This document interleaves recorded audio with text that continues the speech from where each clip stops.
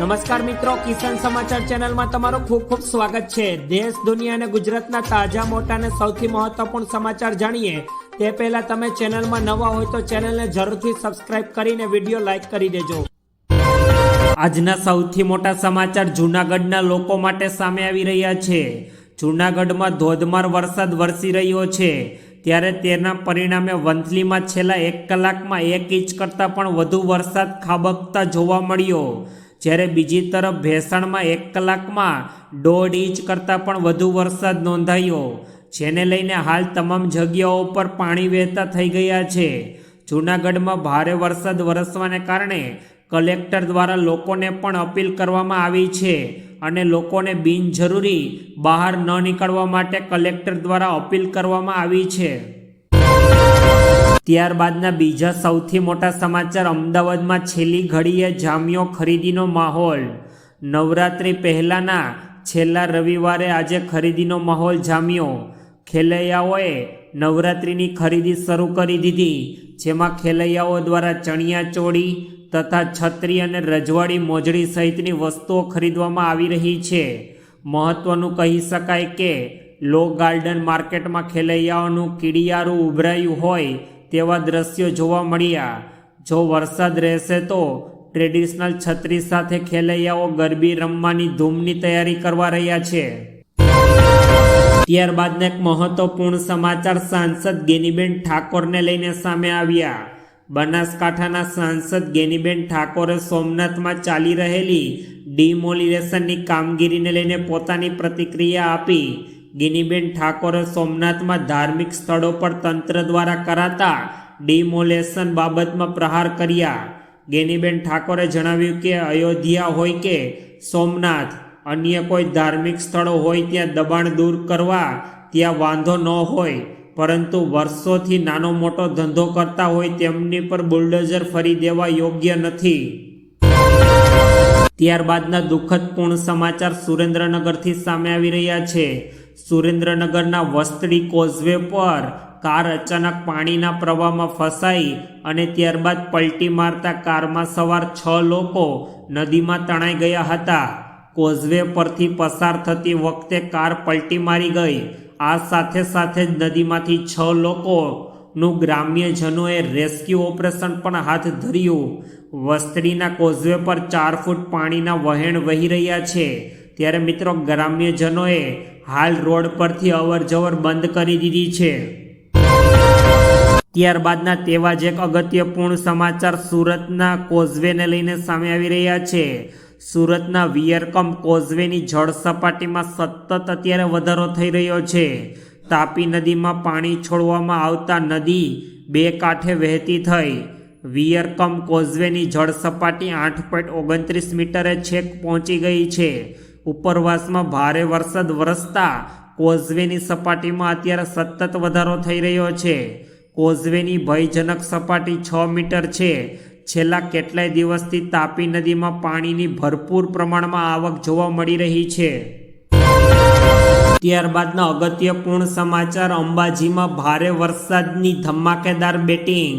યાત્રાધામ અંબાજીમાં વરસાદની ધમાકેદાર બેટિંગ જોવા મળી હતી, જેમાં ભારે વરસાદ અને વીજળીના કડાકા સાથે વરસાદ જોવા મળ્યો। સતત ચોથા દિવસે અંબાજીમાં વરસાદી માહોલ જોવા મળ્યો હતો, જેમાં ભારે પવન અને વીજળીના કડાકા ભડાકા સાથે અંબાજીમાં વરસાદ વરસ્યો।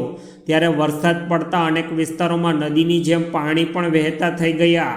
મહત્વનું કહી શકાય કે કાળા ડિંબાંગ વાદળો સાથે અંધારું પટ છવાઈ ગયું હતું અને દિવસના ભારે ઉકળાટા બાદ વરસાદ પડતા ઠંડક પ્રસરી હતી।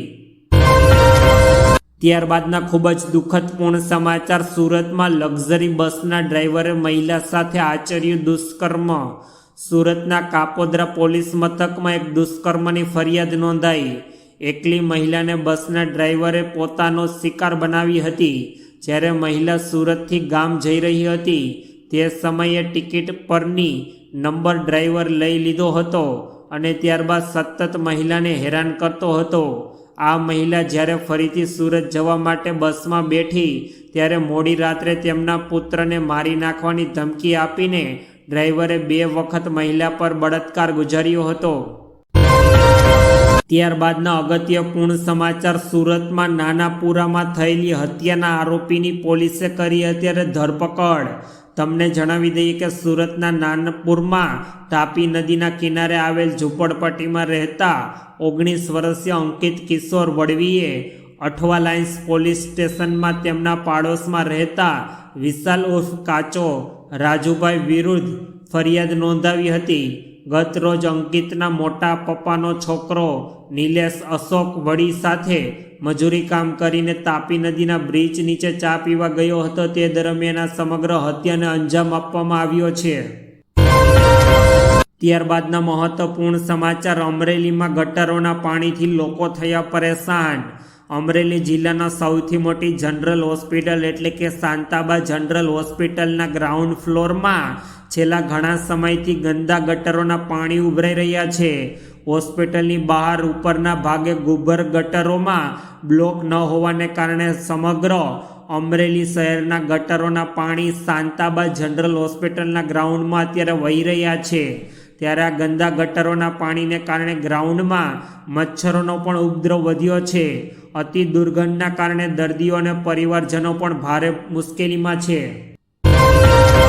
ત્યારબાદના મહત્વપૂર્ણ સમાચાર, ગીર સોમનાથમાં બીજા દિવસે પણ ડિમોલેશન યથાવત. ગીર સોમનાથમાં સતત બીજા દિવસે પણ ડિમોલેશનની કામગીરી યથાવત જોવા મળી અને સોમનાથ મંદિર નજીક સરકારી જગ્યાઓ પર ડિમોલેશનની કામગીરી કરવામાં આવી અને હાલ તમામ કાટમાળ ખસેડવા માટે પણ મશીનરી કામે લગાડવામાં આવી છે. આ દરમિયાન 25 ટ્રેક્ટર અને 20 ડમ્પરનો કાટમાળ ખસેડવા માટે ઉપયોગ લેવામાં આવ્યો. તમને જણાવી દઈએ કે ગઈકાલ સવારે 5 વાગ્યાથી ડિમોલેશનની કાર્યવાહી શરૂ કરી દેવામાં આવી છે. ત્યારબાદના એક મહત્વપૂર્ણ સમાચાર, તાપીમાં ભીંડાનું વેચાણ કરતા વેપારીઓને લઈને સામે આવ્યા. દરેક રસોડામાં બનતી શાકભાજીઓની વાત કરીએ તો ભીંડાની શાકભાજી એક અનેરું જ સ્થાન ધરાવે છે.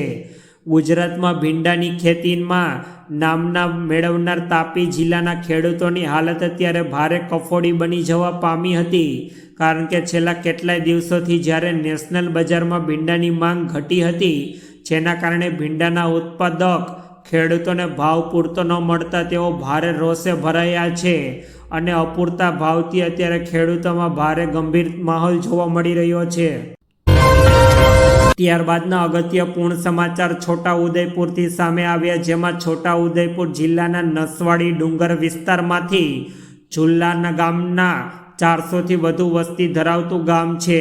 છતાંય ગામના મુખ્ય ડામર રસ્તાની હાલત એકદમ દર્દનીય બની છે.